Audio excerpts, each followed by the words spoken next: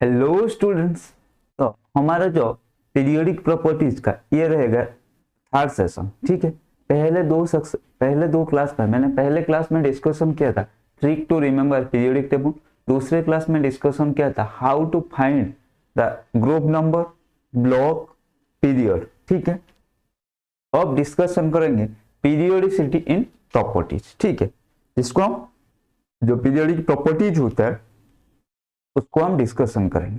पहले ये पीरियोडिसिटी इन प्रॉपर्टीज का मतलब क्या है उसको थोड़ा समझ लेते हैं। देखो, पीरियड का मतलब क्या है? एक रेगुलर इंटरवल, मतलब एक रेगुलर टाइम के बाद या रेगुलर इंटरवल के बाद सेम प्रॉपर्टी रिपीट होना, मतलब सेम चीज रिपीट होना। ठीक है, उसी को हम जनरली पीरियड बोलते हैं। तो पीरियोडिसिटी इन प्रॉपर्टीज मींस एटॉमिक नंबर का एक रेगुलर इंटरवल के बाद same properties of that element is repeated. ठीक है, नियरली सेम प्रॉपर्टी, तो उसी को इसीलिए बोलते हैं periodicity in property. For example group में 2 8 8 18 18 32। ठीक है, इस मतलब 2 देन 8 इस रिपीटेशन के बाद हमारा सेम ग्रुप, मतलब एक ग्रुप में सेम ग्रुप एलिमेंट का सेम ग्रुप में आते हैं। ठीक है, तो हमें पता है सेम ग्रुप में एलिमेंट का जनरली प्रॉपर्टी लगभग सेम है। ठीक है, इसीलिए तो उनको ग्रुप में रखा गया। ठीक है, तो इसीलिए हमारा उसको बोलते हैं पीरियोडिसिटी इन प्रॉपर्टीज। तो पहला प्रॉपर्टीज, आज के क्लास का पहला प्रॉपर्टीज है स्क्रीनिंग इफेक्ट, और इसको हम बोलते हैं शील्डिंग इफेक्ट। स्क्रीनिंग इफेक्ट, ठीक है, और इसको बोलते हैं शील्डिंग इफेक्ट। बात आता है ये स्क्रीनिंग इफेक्ट होता क्या? देखो, स्क्रीन और शील्ड इन दोनों का मतलब क्या है? एक प्रोटेक्शन। ठीक है, मान लो घर पर आप दीवार पर एक स्क्रीन लगा दिया, उसको किसी लिए लगाया? उसको किसके लिए लगाया आप? प्रोटेक्शन के लिए। सिमिलरली शील्डिंग, मतलब स्क्रीनिंग और शील्डिंग का मीनिंग है हमें प्रोटेक्शन। ठीक है, इतना तो समझ में आ रहा है। तो प्रोटेक्शन इफेक्ट क्या है? देखो, ये होता है, मान लो एक एटम है, ये होता है हमारा न्यूक्लियस पावर। ठीक है, दिख नहीं रहा, यहाँ करते हैं, ये होता है हमारा न्यूक्लियस पावर। ठीक है, यहाँ पर ऐसे कुछ सेल है। ठीक है, हाँ जी सर बिल्कुल है, ओके। यहाँ पर इनर इलेक्ट्रॉन है। ठीक है, ऐसे ऐसे इलेक्ट्रॉन प्रेजेंट है। ठीक है, इलेक्ट्रॉन प्रेजेंट है। तो हमें पता है न्यूक्लियस एंड इलेक्ट्रॉन क्या होता है? अट्रैक्शन। ठीक है, इलेक्ट्रॉन इलेक्ट्रॉन क्या होगा? रिपल्सन। तो जो ये बीच वाला जो न्यूक्लियस है, बीच वाला नहीं, एटम के सेंटर में तो न्यूक्लियस रहता है, और रदरफोर्ड एक्सपेरिमेंट करके हमें बताया था। तो ये जो न्यूक्लियस है वो इलेक्ट्रॉन को अपने तरफ अट्रैक्ट करेगा, आउटर इलेक्ट्रॉन को अपने तरफ अट्रैक्ट करेगा। अबे आ, तू मेरे पास आ। ठीक है, लेकिन जो इनर इलेक्ट्रॉन बैठे रहेंगे वो बोलेंगे नहीं, हम नहीं आने देंगे तुझे, हम नहीं आने देंगे। यह न्यूक्लियस क्या कर रहा है? अरे भाई तू मेरे पास आ ना, ये बोलेगा नहीं, मैं तुझे आने नहीं दूंगा। ठीक है, तो जो इनर इलेक्ट्रॉन है वो क्या कर रहे? As a shielding, as a protection की तरह काम करे। वो बोले नहीं, हम तुझे आसानी से जाने नहीं देंगे। ठीक है, लेकिन न्यूक्लियस छोड़ नहीं पा रहा, भाई तुझे आना पड़ेगा। ठीक है, लेकिन ये बीच में ब्लॉक कर दिया रास्ता, मतलब स्क्रीन की तरह हो गया। ठीक है, तो इसी को बोलते हैं जो आउटर इलेक्ट्रॉन में, आउटर इलेक्ट्रॉन के ऊपर जितना न्यूक्लियर फोर्स पड़ना चाहिए वो इनर इलेक्ट्रॉन की वजह से नहीं पड़ पा रहा। ठीक है, तो उसको बोलते हैं हम स्क्रीनिंग इफेक्ट और शील्डिंग इफेक्ट। ठीक है, समझ में आ गया। और चलते हैं effective nuclear charge. Effective nuclear, जिसको हम बोलते हैं जेड इफेक्ट। ठीक है, Z effect, Z means nuclear charge. ठीक है, जेड इफेक्ट। पहले न्यूक्लियर चार्ज को अगर आसान भाषा में बताओ तो ये मतलब न्यूक्लियस आउटर इलेक्ट्रॉन को जितना फोर्स दे रहा है। ठीक है, मतलब जितना न्यूक्लियस एंड आउटर इलेक्ट्रॉन के बीच में फोर्स ऑफ अट्रैक्शन। ठीक है, लेकिन इफेक्टिव न्यूक्लियर चार्ज क्या है? यही जो मैंने बताया आपको स्क्रीनिंग इफेक्ट। ठीक है, स्क्रीनिंग इफेक्ट की वजह से न्यूक्लियर चार्ज में डिक्रीज हो रहा है या नहीं हो रहा है? मान लो एक एटम है, उसका ये बीच वाला इलेक्ट्रॉन नहीं है। ठीक है, सिर्फ यहाँ पर इलेक्ट्रॉन है, आउटर इलेक्ट्रॉन है एंड न्यूक्लियस है। तो क्या करेगा? न्यूक्लियस आउटर इलेक्ट्रॉन के ऊपर ज्यादा फोर्स पकाएगा। ठीक है, ज्यादा फोर्स मतलब आउटर इलेक्ट्रॉन ज्यादा न्यूक्लियर फोर्स क्या करेंगे, महसूस करेंगे। ठीक है, मतलब इलेक्ट्रॉन और outer electron sorry nucleus and outer electron के बीच में फोर्स ऑफ अट्रैक्शन ज्यादा रहेगा, रहेगा या नहीं रहेगा, बिल्कुल रहेगा। अगर इनर इलेक्ट्रॉन नहीं रहेगा, मान लो नहीं है, ठीक, मानने में क्या जाता है, मानने में हम कुछ भी मान सकते हैं, मान लो नहीं रहेगा। लेकिन अगर वहीं इनर इलेक्ट्रॉन आ गए, लेकिन सच में ऐसा होता है क्या, नहीं होता है। इनर इलेक्ट्रॉन तो रहते हैं, बोलेंगे भाई हम कहां जाएंगे तुझे छोड़ के, ठीक है, तो वो तो रहेंगे, वो बोलेंगे हम तुझे जितना फोर्स लेना चाहिए उतना नहीं देंगे, ठीक है, हम एक प्रोटेक्शन की तरह काम करेंगे, हम नहीं देंगे तुझे। तो मान लो आप जा रहे हो, ठीक है, ये समर का सीजन है, आप जा रहे हो, आप आप जनरली क्या करते हो, मतलब आप पैदल जा रहे हो, ठीक है, तो आप देख रहे हो कहां पर ट्री पेड़ लगा है, ठीक है, उसके नीचे थोड़ा मतलब क्या होगा, थोड़ा सन का जो हमारा धूप है उसमें ज्यादा नहीं होगा, ठीक है, तो वो क्या होता है, वो एक प्रोटेक्शन की तरह, मतलब सन रेज, मान लो सन रेज है क्या है, मान लो तुम हो आउटर इलेक्ट्रॉन, सन रेज है न्यूक्लियस, ठीक है, तो आपका जो पेड़ है वो किस तरह काम कर रहा है, वो एक इनर इलेक्ट्रॉन की तरह काम कर रहा है, ठीक है, वो एक आपको शील्ड दे रहा है, ठीक है, एक प्रोटेक्शन दे रहा है सन रेज से आपको, ठीक है, मतलब धूप से आपको एक प्रोटेक्शन दे रहा है, ठीक है। तो सिमिलरली तो वहां पर क्या हुआ, फिर वो पेड़ का प्रोटेक्शन देने के वजह से आपके ऊपर जो धूप जितना पड़ना चाहिए था, सन रेज जितना पड़ना चाहिए था, आप जितना हीट फील करना चाहिए था उससे कम कर रहे हो नहीं, ठीक है। सिमिलरली वही बात यहीं पर भी आकर लागू कर देते हैं ना, ठीक है। क्या सर ऐसे भी हो सकता है, बिल्कुल हो सकता है, देखो कैसे होगा, यही बात यहाँ पर लागू होगा। एक आउटर इलेक्ट्रॉन यहाँ पर था, यहाँ पर न्यूक्लियस था, ठीक है, जितना फोर्स डालना चाहिए था, बीच में कुछ इलेक्ट्रॉन घुसे आ रहे हैं, हम नहीं देंगे, ठीक है। न्यूक्लियस और इलेक्ट्रॉन के बीच क्या होता है, अट्रैक्शन। इलेक्ट्रॉन न्यूक्लियस बोलेगा भाई इलेक्ट्रॉन तू मेरे पास है, इनर इलेक्ट्रॉन बोलेंगे हम आने नहीं देंगे, हम तुझे रिपेल करेंगे, ठीक है।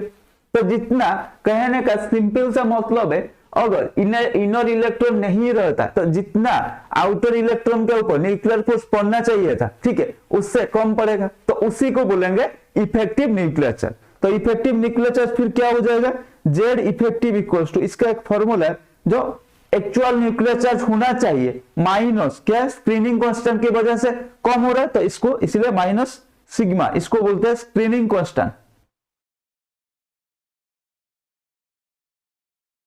ठीक है। इसका वैल्यू कैसे निकलता है आपने पढ़ा होगा, वो आपका रिक्वायर्ड नहीं है, ठीक है, इसलिए मैं नहीं बता रहा। तो ये हो गया स्क्रीनिंग इफेक्ट हो गया, एंड हमारा इफेक्टिव न्यूक्लियर चार्ज हो गया। अगर कभी भूल गए तो याद कर लेना, हम समर सीजन में, गर्मियों के मौसम में हम रास्ते में जा रहे थे पैदल, ठीक है, और वहां पे हमें पेड़ मिल गया जो हमें एक शील्ड की तरह, मतलब प्रोटेक्शन की तरह काम किया सन का, जो हमारा सूर्यदेव है उनका धूप से, ठीक है। चलो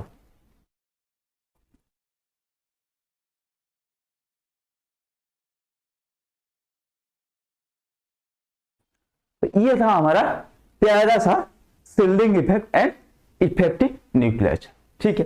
अब आगे चलते हुए हमें रास्ते में मिल रहा है, कौन मिल रहा है भाई रास्ते में, पहले देख लेते हैं एटॉमिक साइज। एटॉमिक साइज क्या है, ये एटॉमिक साइज बाबा, देखा एटॉमिक साइज में एक होता है, इसको 3 कैटेगरी में डिवाइड कर देते हैं। एक होता है कोवैलेंट रेडियस, ठीक है, एक होता है metallic radius,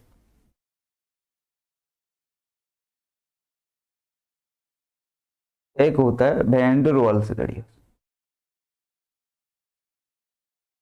van der Waals radius, ठीक है। Covalent, metallic and van der Waals. Generally metal का रेडियस को हम मेटालिक रेडियस बोलते हैं, नॉन मेटल का जो आता है उसको कोवैलेंट रेडियस बोलते हैं, एंड वैन डेर वाल्स पे नॉन मेटल में ही कंसीडर होता है। आयन का रेडियस को हम आयोनिक रेडियस बोलते हैं, ठीक है, उसको इसके बाद डिस्कशन करेंगे, ठीक है। तो देखो सिंपल सा फिगर दिमाग में छाप लो तो पता चल जाएगा इसमें से कौन सा बड़ा है कौन सा छोटा है। देखो कोवैलेंट में आपने पढ़ा होगा केमिकल बॉन्डिंग में कोवैलेंट बॉन्ड कैसे फॉर्म होता है भाई, ओवरलैपिंग से फॉर्म होता है। तो ये होगा इसका सेंटर से इसका सेंटर, ये होगा हमारा कोवैलेंट, मैं इसको Cr लिख रहा हूं, कोवैलेंट रेडियस, ठीक है। मेटालिक में ओवरलैप नहीं होता है, ये बस पास पास रहते हैं, ठीक है। तो इनका रेडियस, इसको हम एम आर बोलेंगे, मतलब metallic radius. And van der Waals में सिर्फ फोर्स ऑफ अट्रैक्शन, कोई आसपास भी आने का चांसेस नहीं है, ठीक है। इसको बोलेंगे वैन डर वाल्स रेडियस। कैसा, इसको याद कैसे रखेंगे? अगर इसमें भी आप कंफ्यूज हो रहे हैं, ठीक है, मान लो covalent radius is you and your girlfriend, ठीक है। जिसको समझना था वो समझ जाएगा, you and your girlfriend. Metallic radius क्या है? यू एंड योर, ये क्या है? यू एंड योर गर्लफ्रेंड या यू एंड योर बॉयफ्रेंड हो सकता है, ठीक है। मतलब यू एंड योर लवर कर देते हैं इसको, ठीक है, सही रहेगा। And you and your girl और बॉय बेस्ट फ्रेंड, ठीक है, BFF, ठीक है।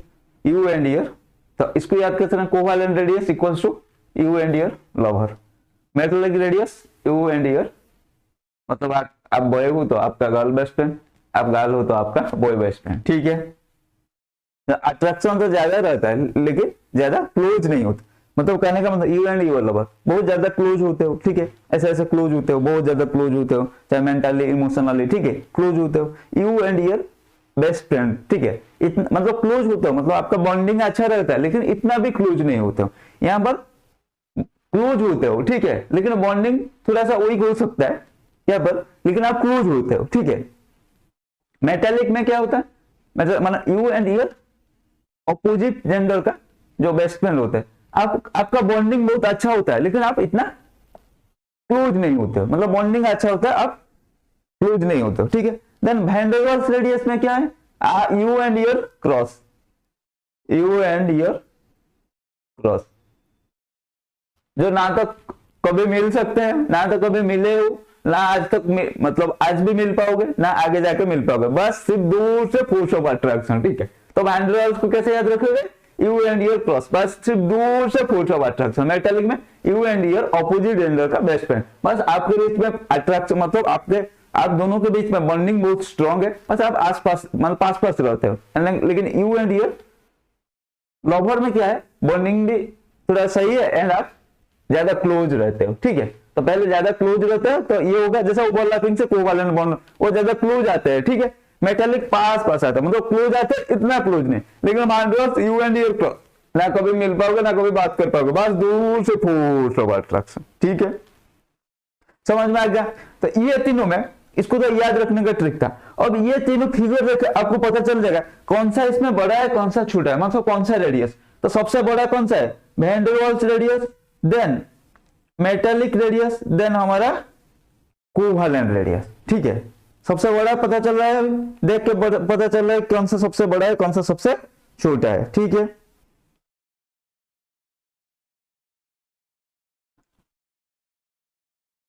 समझ में आ गया? अब देखेंगे तो वैन डर वाल्स हो गया, मेटेलिक हो गया, देन हमारा कोवेलेंट रेडियस, ठीक है।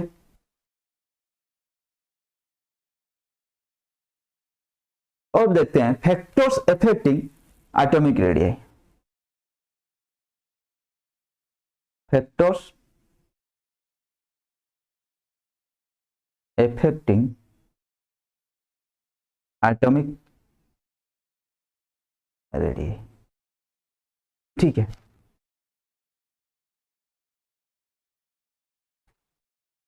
तो आज के क्लास में इतना ही, नेक्स्ट क्लास में मिलते हैं फैक्टर्स अफेक्टिंग एटॉमिक रेडियस के साथ, ठीक है।